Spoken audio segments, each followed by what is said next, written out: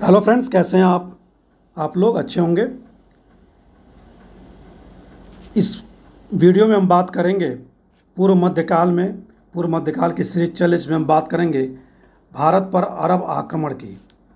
चूँकि अरबों के साथ भारत का प्राचीन काल से व्यापारिक संबंध रहा है और यह व्यापार भारत के पश्चिमी तट के समुद्री तट से होता था 7th AD से पूर्व, यानी कि पूर्व मध्यकाल से पहले। 7th AD में अचानक ये अरब क्या है, अरबवासी महत्वपूर्ण शक्ति के रूप में उभरते हैं। भारत सहित विश्व के अनेक देशों पर क्या है, इनका अधिकार होता है, लेकिन यह भारत पर अस्थायी प्रभाव नहीं छोड़ सके या प्राप्त कर सके। ठीक है, क्योंकि 6th और 7th AD में इस्लाम धर्म का उद्भव किया जाता है पैगंबर मोहम्मद साहब द्वारा, और 7th AD में अचानक क्या है, महत्वपूर्ण शक्ति बन के उभरते हैं और विश्व के बहुत सारे देशों पर कब्जा हो जाता है। अगर आज हम बात करें तो करीब 50 से 54 देश क्या है, इस्लामिक कंट्रीज़ हैं। भारत पर अस्थायी प्रभाव नहीं छोड़ सकने का कारण यह हो सकता है कि भारत एक बहुत बड़ा विशाल उपमहाद्वीपीय देश था और यहाँ बहुत सारे राजा थे, बहुत सारे राज्य थे। सबको जीतना क्या है, आसान नहीं था। तो भारत पर आक्रमण की जो सूचना प्राप्त होती है वह 9th AD में पुस्तक लिखी गई बिलादुरी द्वारा, और पुस्तक का नाम है किताब फुतूल अल बल्दान। ठीक है, तो किताब फुतूल अल बल्दान किसके द्वारा लिखी गई, बिलादुरी द्वारा 9th AD में। इससे सूचना प्राप्त होती है भारत पर आक्रमण की अरबों की। दूसरी पुस्तक है चचनामा, जो 1216 ईस्वी में लिखी गई थी अरबी में, लेकिन इसको फारसी में अनुवाद किया गया है। इससे भी जानकारी क्या है, भारत पर आक्रमण की प्राप्त होती है। अरबवासी पहले मुस्लिम आक्रमणकारी थे जिन्होंने भारत पर आक्रमण किया, और सबसे पहले 712 ईस्वी में सिंध प्रदेश पर सफल आक्रमण किया जाता है मोहम्मद बिन कासिम द्वारा। तुर्की शासन व्यवस्था इनकी थी, यानी कि जनजातीय संगठन पर आधारित इनकी शासन व्यवस्था है। ओके, तो 712 ईस्वी में सिंध पर सफल आक्रमण किया जाता है अरबों द्वारा। तो सिंध पर आक्रमण होता है मोहम्मद बिन कासिम द्वारा। सिंध का शासक था तत्कालीन शासक दाहिर, और मोहम्मद बिन कासिम द्वारा युद्ध होता है रावर का युद्ध। ओके, तो जो दाहिर है उसका नकारापन और उसकी अदूरदर्शिता ही थी जिसके कारण क्या है, सिंध के पतन का कारण बनी, यानी कि मोहम्मद अरबों का उस पर क्या है, कब्जा हो गया। और बाद में मोहम्मद बिन कासिम द्वारा सिंध वासियों पर जजिया कर पहली बार लगाया गया और वसूला गया। जजिया कर क्या है, गैर मुसलमानों से लिया जाने वाला कर, और यह हमेशा क्या है, अधिक होता था। तो इस तरह सिंध पर क्या है, अरबों का आक्रमण हो जाता है। और इस दौरान अरब लोगों द्वारा भारतीयों से गणित, दर्शन शास्त्र, चिकित्सा, नक्षत्र विज्ञान और शासन प्रबंधन की शिक्षा भारतीयों से ग्रहण की जाती है। ओके, जाहिर सी बात है, अगर संपर्क में आएंगे भारतीयों के से तो उनसे जो अच्छी चीज़ें हैं वो क्या है, अरब लोग भारतीयों से अडॉप्ट करेंगे। तो गणित, दर्शन शास्त्र, चिकित्सा, नक्षत्र विज्ञान और शासन प्रबंधन की शिक्षा भारतीयों से ग्रहण की जाती है अरब वासियों द्वारा। इसी बीच 753 से लेकर 774 ईस्वी के मध्य अरब विद्वानों द्वारा भारत से बगदाद 2 पुस्तकें लेकर गए। ठीक है, अरब विद्वान। अब जो खलीफाओं की राजधानी थी वो बगदाद थी। पहले मक्का मदीना से होते हुए कहाँ तक पहुँचती है, सीरिया तक।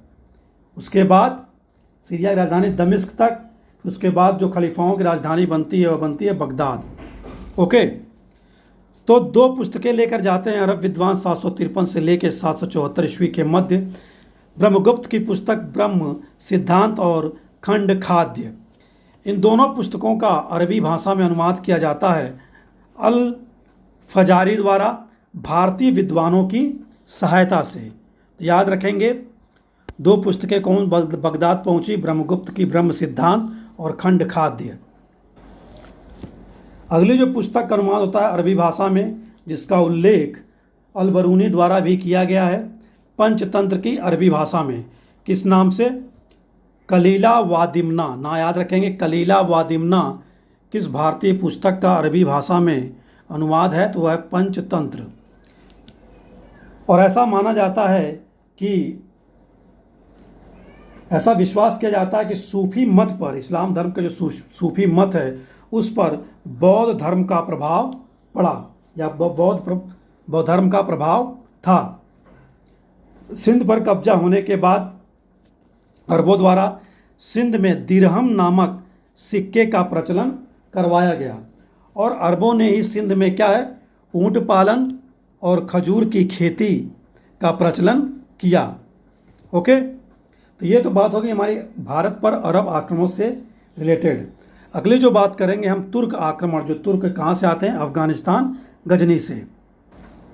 तो अब देखते हैं हम क्या तुर्क आक्रमण, तुर्कों का आक्रमण अरबों द्वारा प्रारंभ किया गया कार्य तुर्कों ने पूरा किया। तुर्की आक्रमण भारत के इतिहास में एक महत्वपूर्ण घटना थी। इन आक्रमणों ने अपने व्यापक प्रभाव छोड़े भारत पर, सामाजिक, आर्थिक, धार्मिक और राजनीतिक परिवर्तनों को क्या है, जन्म दिया। ओके, तुर्की जो शासन व्यवस्था है, हमने बात की अभी ऊपर, शासन व्यवस्था जनजातीय संगठन पर आधारित थी। ओके, अब जो तुर्क आएंगे वो अफगानिस्तान से आएंगे, लेकिन जो खलीफाओं, कुरान में जो खलीफा शब्द है वह प्रतिनिधि शब्द के लिए यूज हुआ है। तो जो मोहम्मद पैगंबर साहब थे, इस्लाम धर्म के प्रवर्तक खलीफा, उसके बाद अबू बकर, उमर खलीफा होते हैं, उस्मान होते हैं और अली होते हैं। ठीक है, फिर खलीफाओं की जो प्रारंभिक राजधानी थी वह मदीना थी, जहां उमैया वंश के शासक याजीद के समय राजधानी मदीना से कहाँ चली जाती है? अभी हमने बात की, सीरिया, दमिश्क पहुँच जाती है। बाद में जो अब्बासिद खलीफा थे उन्होंने राजधानी दमिश्क से बगदाद पहुँचा दी। Okay, Iraq. ओके, इसी क्रम में क्या है, अफगानिस्तान में यामनी वंश की एक स्थापना की जाती है, यामनी वंश की। यामनी वंश संस्थापक है अल्पतगीन, राजधानी इसकी है गजनी, अफगानिस्तान में। ठीक है, इसी अल्पतगीन वंश का शासक है सुबुक्तगीन, अल्पतगीन का पुत्र सुबुक्तगीन। ठीक है, सुबुक्तगीन प्रथम तुर्की शासक था जिसने भारत पर क्या है, आक्रमण किया। उस वक्त के शासक जयपाल, जो कि हिंदू शाही शासक था, और ये हिंदू शाही वंश कहाँ था, गंधार के क्षेत्र में और काबुल घाटी के क्षेत्र में यह वंश था, हिंदू शाही वंश। जयपाल पर आक्रमण किया जाता है सुबुक्तगीन द्वारा। तो याद रखेंगे, प्रथम तुर्की शासक कौन जिसने भारत पर आक्रमण किया, वह है सुबुक्तगीन। तो हिंदू शाही शासक जयपाल पर आक्रमण किया गया सुबुक्तगीन द्वारा। 1001 ईस्वी में 1001 ईस्वी में सुबुक्तगीन के पुत्र महमूद गजनवी ने इस पर आक्रमण किया था। ओके, चूंकि वह सुबुक्तगीन के अभियानों से काफ़ी प्रभावित हुआ, और प्रभावित होकर 1001 ईस्वी में सुबुक्तगीन का जो पुत्र है महमूद गजनवी, ठीक है, इसने आक्रमण किया। महमूद गजनवी ने भारत पर 1009 ईस्वी से लेकर 1027 ईस्वी तक 17 बार भारत पर आक्रमण किया। और ये जो आक्रमणों का उल्लेख है किसके द्वारा दिया जाता है, विद्वान हेनरी इलियट। तो याद रखेंगे यह नाम, विद्वान हेनरी इलियट द्वारा महमूद गजनवी के भारत पर आक्रमण की सूचना दी जाती है 1009 से 1027 ईस्वी के मध्य तक। इन आक्रमणों का उद्देश्य की बात करें तो एक उद्देश्य तो बताया जाता है जो धन लूटना है, और दूसरा जिहाद। धन लूटना यानी कि भारत की संपत्ति को लूटना, इसकी बात करते हैं इतिहासकार जाफर। और जिहाद की बात करता है उतबी। उतबी कौन है, महमूद का दरबारी इतिहासकार था, याद रखेंगे उतबी। जिहाद की बात करता है, क्यों कहता है जिहाद? उतबी कहता है कि उसके आगमों को जिहाद माना, और उसका मूल उद्देश्य बताता है कि भारत में इस्लाम धर्म का प्रचार करना था, और जो बुत परस्ती थी भारत में विद्यमान, बुत परस्ती यानी कि मूर्ति पूजा जो करते थे हिंदू या हिंदुस्तान के लोग, उसको समाप्त करना था। इसलिए वह इसको क्या नाम देता है, जिहाद। लेकिन मेनली जो बात की जाए, महमूद का प्रमुख उद्देश्य जो भारत पर आक्रमणों का था, जो 17 बार आक्रमण किया गया लगातार, वह भारत की संपत्ति को लूटना था। तो इस तरह भारत के पंजाब व मुल्तान पर तुर्कों का अधिकार, अस्थायी अधिकार हो जाता है और मुल्तान एवं सिंध में मुसलमानी राज्य तथा उत्तर पश्चिमी भाग में हिंदू शाही राज्य जो था उसको समाप्त कर दिया जाता है और मुसलमानी राज्य स्थापित हो जाता है। उस समय कश्मीर में जो समकालीन शासक थे ब्राह्मण वंश का राज्य था और वहाँ की शासका थी रानी दिद्दा। कन्नौज में यानी कि प्रतिहार वंश का शासक था महमूद गजनवी के समय, वहाँ का शासक था राज्यपाल। और बंगाल में पाल वंश का शासक था और वहाँ का शासक था महिपाल प्रथम। महमूद का जो प्रथम आक्रमण, महत्वपूर्ण आक्रमण जो भी हम बात की हमने ऊपर, 1001 ईस्वी में हिंदू शाही शासक जयपाल पर हुआ और इस युद्ध में महमूद क्या है, विजयी हुआ था और जयपाल पराजित हुआ। और महत्वपूर्ण कुछ अभियान बात करेंगे महमूद के कुछ अभियानों की। जो दूसरा जो सबसे महत्वपूर्ण अभियान था महमूद गजनवी का, मुल्तान पर था 1004 से 1005 ईस्वी और 1010 में से लेकर 11 में भी आक्रमण किया जाता है मुल्तान पर। उसके बाद नगरकोट पर 1006 ईस्वी, थानेश्वर पंजाब में जो अम्बाला डिस्ट्रिक्ट में है एक जगह है, 1012-13 ईस्वी में थानेश्वर में। हम महमूद के अभियानों की बात इसलिए कर रहे हैं, हो सकता है यूपीपीएससी यूपीएससी या किसी भी एग्जाम में क्या है क्रम वाइज पूछा जा सके काल क्रमानुसार। अगला जो अभियान है मथुरा और कन्नौज का, 1016 से लेकर 18 ईस्वी तक मथुरा और कन्नौज में। और सबसे महत्वपूर्ण जो अभियान है महमूद गजनवी का, सोमनाथ मंदिर गुजरात, 1025 ईस्वी, जिसमें शासक था सोलंकी वंश का शासक भीम प्रथम। ठीक है, 1025 ईस्वी में सोमनाथ मंदिर पर जहाँ क्या काफ़ी लूटपाट की गई, मंदिर को तोड़ा गया, मूर्ति को तोड़ी गई। और अंतिम जो अभियान है जाटों पर होता है 1027 ईस्वी में। ओके, पंजाब में महमूद ने प्रत्यक्ष शासन स्थापित किया, यानी कि करने का निर्णय लिया, जिससे क्या हो सके, जो दूर स्थित प्रांतों की विजय अगर करनी हो उसे, तो भारत में एक सैनिक आवश्यकता की पूर्ति हो सके। उसने भारत में एक सेना गठित की महमूद ने, और उसकी कमान तिलक नामक व्यक्तित्व के नेतृत्व दिया तिलक नामक व्यक्ति को। ओके, अब बात करते हैं दरबार में विद्वान, यानी कि महमूद के दरबार में विद्वान कौन कौन हैं। महमूद के दरबार में 3 महत्वपूर्ण विद्वान हैं, अल-बरूनी, फिरदौसी और उतबी। ओके, अल-बरूनी तो महमूद के साथ भारत भी आया और जिसकी पुस्तक क्या है, किताब उल हिंद पुस्तक उसने लिखी है। तो किताब उल हिंद पुस्तक किसके द्वारा लिखी गई, अल-बरूनी द्वारा। और यह भारत के बारे में है, तत्कालीन समय के सामाजिक आर्थिक राजनीतिक विषयों की जानकारी देती है। भारतीय इतिहास को जानने का यह अच्छा स्रोत है। इसमें भारतीय गणित, इतिहास, भूगोल, दर्शन आदि की समीक्षा की गई है। इसीलिए क्या है 11th AD का इसको भारत का दर्पण कहते हैं। अपनी पुस्तक किताब उल हिंद में अल-बरूनी ने आश्चर्य व्यक्त किया है भारत के बारे में, लिखते हुए कि जो देश यानी कि भारत विज्ञान एवं तकनीकी में बहुत ज़्यादा विकसित है, यानी कि इतना विकसित है, वह किस प्रकार सामाजिक कुरीतियों को संरक्षण प्रदान करता है। यानी कि भारत में उस समय जो सामाजिक कुरीतियाँ विद्यमान थी उसकी जानकारी किताब उल हिंद में अल-बरूनी द्वारा दी जाती है और बताता है कि इन्हीं कुरीतियों के कारण, और यही कारण है कि सामाजिक और आर्थिक समरूपता का अभाव है भारत में, और इस अभाव के कारण राजनीतिक अभिकेंद्रीकरण हो गया है और कोई भी छोटा बाह्य प्रदेश भारत पर आक्रमण कर इस पर नियंत्रण स्थापित कर सकता है या कर लेता है।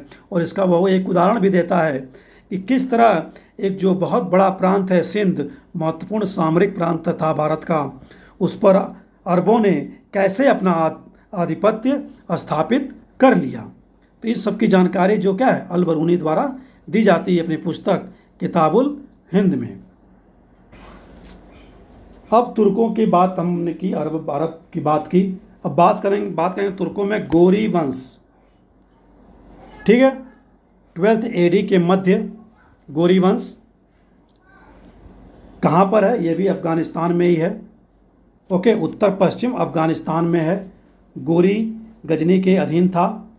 ठीक है,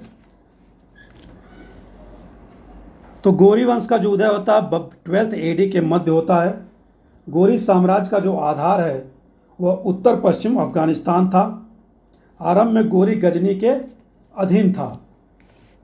गोरी जो वंश का प्रधान था उसका नाम था संसबनी वंश। संसबनी यानी कि मोहम्मद गोरी इसी वंश का था। ठीक है, संसबनी वंश। और मोहम्मद गोरी का जो प्रथम आक्रमण होता है 1175 ईस्वी में मुल्तान पर होता है। और वहाँ पर जो शासन था मुसलमानों का, एक जाति थी करमाथी जाति, उसका शासन था मुल्तानों पर। अभी जैसा कि मैंने पीछे बात की कि अरबों का आक्रमण के बाद तुर्कों का आक्रमण, उसमें मुसलमानों का राज्य स्थापित हो जाता है मुल्तान पंजाब के क्षेत्र में। तो वही मुसलमानों की एक जाति थी करमाथी जाति, उसी का शासन था मुल्तान पर। इसके ऊपर प्रथम आक्रमण होता है मोहम्मद गोरी का 1175 ईस्वी में। उसके बाद जो आक्रमण होता है 1178 में गुजरात पर। ठीक है, सोलंकी वंश का शासक है मूलराज द्वितीय। हालांकि मूलराज द्वितीय माउंट आबू पर्वत के पास मोहम्मद गोरी को क्या है, पराजित करता है। याद रखेंगे, मूलराज द्वितीय ने मोहम्मद गोरी को 1178 ईस्वी के युद्ध में मोहम्मद गोरी को पहली बार पराजित किया। ओके, आगे देखते हैं। संपूर्ण पंजाब पर जो गोरी का अधिकार होता है वह होता है 1186 ईस्वी में। ठीक है, गजनी राजवंश पंजाब में हो जाता है। गजनी राजवंश था और उसका शासक था खुसरो। ठीक है, खुसरो, उसको छल से कैद कर लिया जाता है, उसकी हत्या कर दी जाती है। संपूर्ण पंजाब पर गोरी का अधिकार हो जाता है। ठीक है, ये खुसरो किस वंश का था? गजनी राजवंश का। अब बात करेंगे मेन इंपॉर्टेंट युद्धों की, दो युद्धों की। तराइन का प्रथम युद्ध। तराइन का जो प्रथम युद्ध है वह 1191 ईस्वी में होता है। यहाँ डेट नहीं लिखी हुई है। 1191 ईस्वी, याद रखें 1191 ईस्वी। और तराइन का जो द्वितीय युद्ध होता है 1192 ईस्वी। तो पृथ्वीराज तृतीय ने भी क्या है, मोहम्मद गोरी को तराइन के प्रथम युद्ध में पराजित किया था। पृथ्वीराज तृतीय ने, जिसे राय पिथौरा भी कहते हैं। जब हम चौहान वंश पढ़ रहे थे तो पढ़ा था हमने। और तराइन का द्वितीय युद्ध में मोहम्मद गोरी पृथ्वीराज तृतीय को पराजित करता है। वैसे नेम समान रूप से हम नाम जानते हैं पृथ्वीराज चौहान, लेकिन पृथ्वीराज चौहान से पहले या तृतीय से पहले भी दो शासक हो चुके थे चौहान वंश में।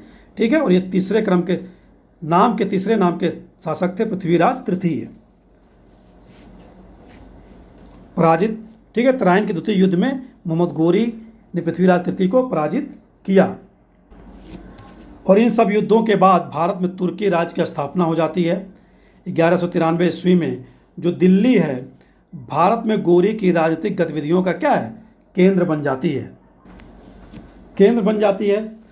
लेकिन तराइन की जो दूसरी लड़ाई को भारतीय इतिहास के एक निर्णायक लड़ाई ये माना जाता है। क्यों माना जाता है? कि चौहानों का राज्य उत्तरी भारत का प्रमुख राज्य था और इसकी हार ने उत्तरी भारत में तुर्कों की सत्ता की स्थापना को लगभग क्या किया, तय कर दिया। अब इसी क्रम में युद्धों के क्रम में हम बात करेंगे। 1194 में युद्ध होता है चंदावर का युद्ध। कन्नौज शासक जयचंद्र के साथ मोहम्मद गोरी जयचंद्र को हराता है। ठीक है, और जयचंद्र की मृत्यु हो जाती है। ठीक है, मोहम्मद गोरी की मुख्य सफलता उसकी उत्तर भारत की विजय थी। वास्तव में भारत में तुर्की राज्य की नींव उसी ने डाली। ठीक है, लेकिन 1206 ईस्वी में गोरी की मृत्यु हो जाती है और उसका गुलाम ऐबक द्वारा एक नए वंश की स्थापना की जाती है, नए नाम से। नाम क्या, उसका गुलाम वंश। इसको हम मिडल इंडिया में शुरुआत पढ़ेंगे। ठीक है, मोहम्मद गोरी के सिक्कों पर एक तरफ कालिमा खुदा रहता था तो दूसरी तरफ क्या है, लक्ष्मी की आकृति अंकित रहती थी। तो इस तरह हमने अपने वीडियो में बात की पूर्व मध्यकाल में आक्रमणों की जो भारत पर अरब आक्रमण, और भारत पर तुर्क आक्रमण की। अगली बात करेंगे हम दक्षिण भारत के राज्यों की। पूर्व मध्यकाल में उत्तर भारत के राज्यों की मैंने बात कर ली है। तो आज के लिए इतना ही। नमस्कार। Thanks for watching the video. Like करें, सब्सक्राइब करें और शेयर भी ज़रूर करें। धन्यवाद।